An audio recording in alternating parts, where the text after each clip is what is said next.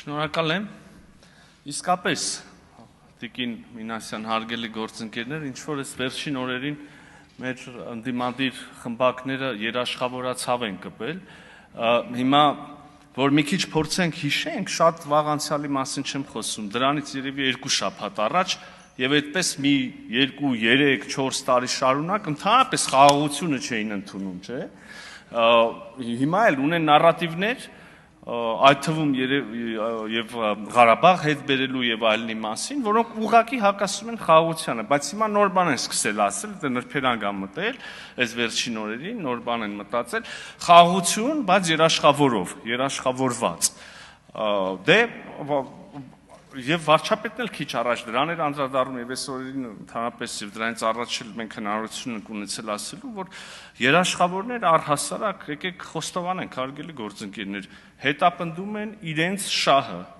Սառը հաշվարկների աշխարհում, միջազգային հարաբերություններում ոչ մեկի սիրուն աչքերի համար չի գնում, երաշխավորություն չի անում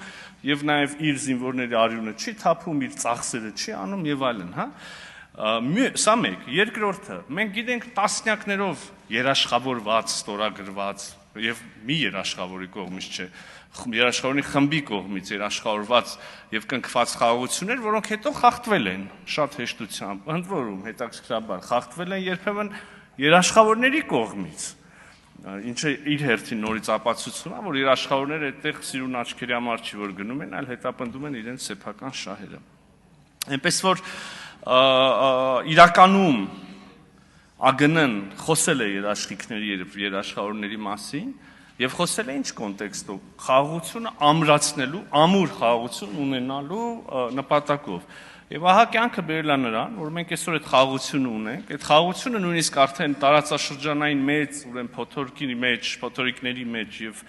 պայթյունների մեջ, եթե թույլ կտակ ասել, առիթ ունեցել է ապացուցելու իր կենսունակությունը եւ կայունությունը եւ ես վստահ եմ, որ ապագայում եւս կշարունակի այդպեսին լինել, ապագայում եւս կապացուցի իր կենսունակությունը, բայց այդ խաղաղության ամրությունը պայմանավորված է ինչով, եկեք հարց տանք, եթե չկան երաշխավորներ, պայմանավորված է հետեւյալով, իմ խորին համոզմամբ խաղաղություն ոչ միայն Հայաստանի եւ Ադրբեջանի միջեւ, պայմանական աշխարհի ցանկացած երկու երկրների միջեւ խաղաղությունը կարա լինի այնքան ժամանակ, քանի դեռ խաղաղությունը շահավետ է երկու կողմերին էլ, երկու պետությունների համար էլ։ Հետևաբար մեր նպատակն է ստեղծել այնպիսի փոխշահավետ, ուրեմն փոխկապակցվածությունների, փոխլրացումների, փոխօգնությունների, համագործակցության, հանդուրժողականության համակարգ, մեխանիզմ մթնոլորտ, որտեղ եւ Հայաստանի համար, եւ Ադրբեջանի համար շահավետ լինի առհավետ պահպանել միմյանց